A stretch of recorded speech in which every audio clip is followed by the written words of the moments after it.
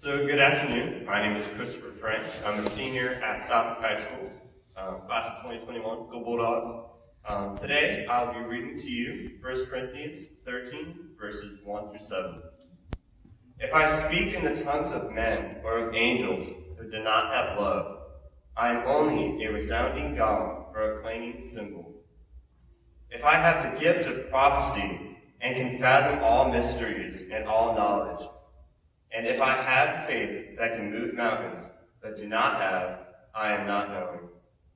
If I give all I possess to the poor and give over my body to hardship, that I may boast, but I do not have love, I gain nothing.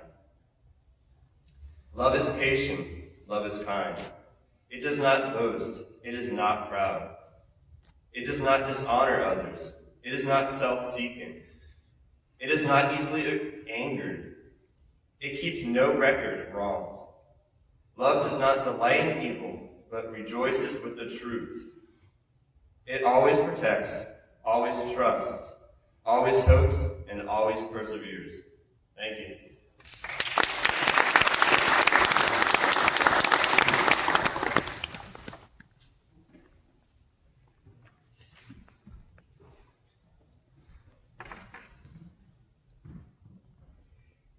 Good evening or good afternoon, everyone. My name is Workson Lejeune. I am the youth pastor, youth minister at First United Methodist Church in Hope Sound. It's a pleasure to be here this afternoon, and thank you, Principal Blavitt, for having us. And Chris, thank you for reading. In this reading, some of you guys are familiar with this passage. We read it all the time, especially Valentine's Day. You hear that love. We hear the definition of love. And what he just read, there are two parts to it. The first part, we saw the importance of love. The author realizes the importance of love. He said that even if you were to speak all the language of this world and have everything, accomplish everything he can accomplish, if it doesn't have love, it means nothing. Imagine how important love is, that you can be the most successful person in this world. You can be the smartest person to ever live. But if you don't have love, it means nothing. That's the first part. The first part is the importance of love. And the second part is what love is and what love is not. So I was thinking about this. There's a song you guys know from a group called the Beatles. I'm pretty sure you guys know it. It says, all you need is what? Love. And I believe every time I read the definition of love, I've run into a lot of young people as a youth pastor. And they're struggling with their relationship. They're struggling obeying their parents, especially dating. I always take them to 1 Corinthians chapter 13 and say, you know what, you believe people love you? We say I love you all the time to each other. We love throwing this word love around. Like, it's just love. It becomes words, but not action. I want to remind you today that love is not words. Love is action. So let's look at what love is and what love is not. First, love is patient. Let's look at it. Are you patient with people? When someone says, I love you to you, are they being patient to you? Or when we say, I love you, are we being patient? What is patience? Patience, according to definition, is the ability to endure difficult circumstances. If we say we love our family, friends, and others, then we must be patient with them. Second, love is kind. And that's the one I always look at the young girls and young men. Why are you in this relationship? I mean, look at it. We write, I love you in cards, Valentine's Day, Mother's Day, but all year long we haven't shown nothing to be kind to our parents, to be kind to each other. You're in a relationship, someone says they love you, but they're not kind to you. They cuss you all the time. They disrespect you. They call you names. They berate you, and then the next thing you know, for your birthday, you got a love you card. Well, the Bible says this is not love. Because love is patient first, And love is kind. If we're going to love, we're going to have to show patience and kindness.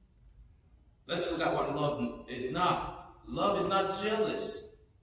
Love is not envious of other people. If you love people, you're not jealous of them. Instead, you celebrate their success. You celebrate them. You don't get envious of their height or their color or anything like that or what they possess. Instead, you appreciate them. You celebrate the differences. That's what love is. You don't get jealous because they have a car, you don't. You don't get jealous because they have an A, you have a B. Instead, you celebrate instead of being jealous and envious. Fourth one, love. True love is not boastful or proud. True love, especially young men, they brag about a lot of things. They say they love, but it's all about them. They're boastful about it. They're proud about it. Love is not proud. You don't think you're better than the other person. You don't think you're there and then everyone is here. Love is not proud. It's not boastful. True love is not rude. That's what love is not. True love is not rude. And I truly believe that. It's hard for me to accept love from someone who's being rude to me. It is hard to accept love from someone who's rude to me. Well, yes, we are people who make mistakes, but at the end of the day, if you know what true love is, you will never be rude to people. You will never allow people to be rude with you. Because if you allow it, then you sell yourself cheap. That's not love. Because that's what the world tells us today. They tell us to love, but then they tell us how to love. Let's love. Love wins. Accept, love, don't judge. But they never teach us really what love, the godly love that the Bible really shows us how to do. Love is not selfish. Love is not about them. They don't look better in every situation. Love is not selfish. If you love your parents, you listen to them. You don't show selfishness. We just celebrate Mother's Day. Love is not selfish. If you're selfish, you cannot love. Love doesn't demand its own way. That's what selfishness is. When you're a selfish person, you want to have your own way in a relationship or friendship or in the family. 7, true love is not easily angered. Some people get angry really fast, right? True love is not easily angered, or it's not easily ignored or irritated. If you truly love someone, yes, they may do something to get on your nerve, but true love, you're going to overlook that. That's what true love does. You overlook. It says love covers sins, right? All sins. 8, true love keeps records of no wrong. Basically, it doesn't keep a scorecard, right? True love doesn't keep a scorecard. Oh, you do this to me, I'll do this to you, right? No. The Bible says, do not repay evil for evil. Overcome evil with good. So if I say I love you, I cannot come back at you because you forget my birthday. I will forget your birthday on purpose. That's not true love. Right? True love, you didn't show up to my graduation and I'm not showing up to your graduation. That's not true love. True love is the opposite of it. It's do things to help others, not be selfish, and also just keep records of no wrong. Doesn't mean you forget though. You just does not keep it as a scorecard to play. How many times you got into an argument, people just remind you everything you did before. Parents does that all the time. Right? Parents do that all the time. You remind you everything you did since you were 2 to now. That's not love. To keep bringing up the past. Number 9. True love does not delight in evil, but rejoice in the truth. Today, people don't want to hear the truth. They want to hear lies. But true love rejoices in the truth. Does not rejoice in evil. When we see evil things, we get excited because our neighbors get into an accident. That's not true love, right? Some of us, we wish things are not nice to people. We wish people fail, and we wish bad things happen to other people. That's not love. We don't rejoice when something bad happens to someone. Instead, we rejoice in the truth. Verse 10, the 10th one, true love always protects. If you love someone, you want to protect them, just like your parents. They want to protect you. That's why they put the curfew. That's why they tell you not to go sleep over sometimes. They want to protect you. When you truly love something, you're going to do anything in your power to what? To protect that person. True love doesn't embarrass. If you love someone, you break up with them, you don't post their pictures online. You don't share the text on Snapchat because you want to embarrass them. Your ex-friends. Let's say you were friends with someone and you no longer friends. You don't go online and reveal their secrets. That's not true love. True love always trusts. You trust everyone will do the right thing. You trust that this person is honest with you. True love always hope. Hope for the best. You always have hope in you. You always trust. And you also have hope people can change. You hope one day they will turn their lives around. And finally, true love preserves. I love friends. I love people.